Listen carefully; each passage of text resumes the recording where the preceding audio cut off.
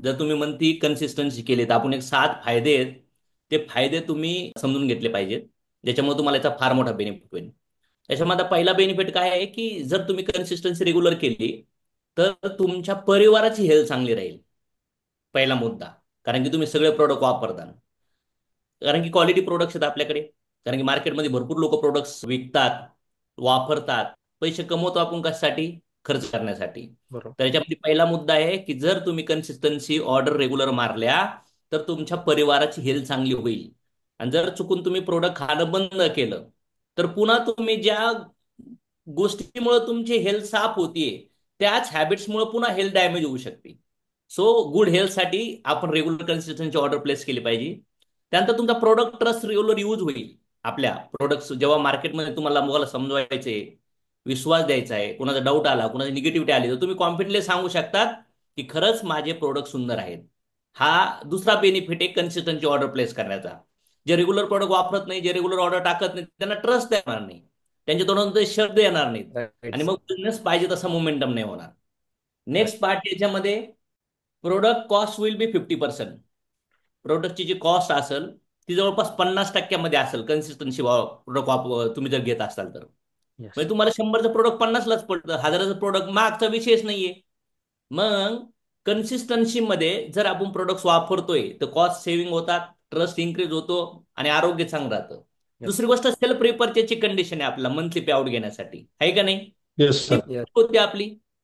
जर ऑर्डर आपण रेग्युलरली टाकली तर रेग्युलरली ह्या पॉइंट्स वरती तुम्ही महिन्याला रिमाइंड केलं पाहिजे हे गोष्टी, ज्याच्यामुळे काय होईल, लोकांना कन्सिस्टन्सीचा अवेअरनेस तयार होईल.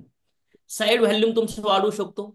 साईड व्हॅल्यूम म्हणजे तुम्हाला ॲव्हरेज तुमच्या साईड व्हॅल्यूमवर जर कॅल्क्युलेशन केलं प्लॅनचे तर रुपीजच्या 12, 15, 17, 18% काही 20% इन्कम भेटतं. म्हणजे 1000वरती 200 रुपये आणि 20,000वरती जवळपास 2,000 चेक निघू शकतो, फक्त कशावरती? सेल्फ रिपर्चेस केल्यामुळं. कारण की परफॉर्मन्स बोनस पण कॅल्क्युलेट होतो, त्यानंतर सेल्फ परचेस साठी कंडिशन फुलफिल होतात, साईड व्हॅल्यूम पण भेटतो. त्यानंतर नवीन लेग स्टार्ट होऊ शकतात. कारण की तुम्ही जर कन्सिस्टन्सी ऑर्डर मारतात तर कुणाला पण तुम्ही हे बेनिफिट सांगून, नवीन व्यक्तीला ज्याला बिझनेस माहित नाही, बिझनेस करत नाहीये, अशा व्यक्तीला पण हे बेनिफिट समजून त्याला कन्सिस्टन्सी ऑर्डरचे बेनिफिट तुम्ही समजून त्याला कन्सिस्टन्सी मारून घेऊ शकतात. And yes. Stable and passive income. मागचे 5 वर्ष झाले माझा चेक हालतच नाहीये, एका लेवलला सेट आहे. आणि ज्यांचे पण चेक असे मोमेंट सेट आहेत, समजून घ्यायचं की त्यांच्या बिझनेसमध्ये मॅक्झिमम प्रोडक्ट युजर बनलेले आहेत. जर तुमचा बिझनेस वारंवार बनतोय तुटतोय, बनतोय तुटतोय, बनतोय तुटतोय, कारण की एखादं चहाची टपरी असन, एखादं हॉटेल असन, तिथं लगातार कस्टमर येतात. जुने कस्टमर वारंवार येतात आणि नवीन कस्टमर पहिल्यांदा येतात. पुन्हा नवीन आल्याला चांगलं फील भेटलं ते पुन्हा कन्सिस्टन्सी मध्ये आढळतो. अशा जिम फुल होतात, असे सलून फुल होतात, असेच कपड्याचे शॉप फुल होतात, असं मॅकडॉनल्ड फुल झाले, असेच मेडिकल फुल झाले, असेच रामदेव बाबाचे पतंजली. जवळपास 2 2.25 करोड कस्टमर ऑल ओव्हर जगामध्ये रामदेवजी बाबा म्हणले. Yes sir.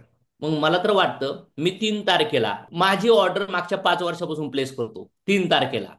येस. तर प्रोडक्ट असू किंवा नसू, कन्सिस्टन्सी म्हणजे सातत्य. म्हणजे प्रोडक्ट असू किंवा नसू, ऑर्डर प्लेस करणं याला म्हणतात consistency order. Clear? Yes. Yes yes sir. Sir. तर मला असं वाटतंय सगळ्याला कळलं असेल की कन्सिस्टन्सी आपल्याला का टाकायच्यात. बरोबर? येस. Yes sir.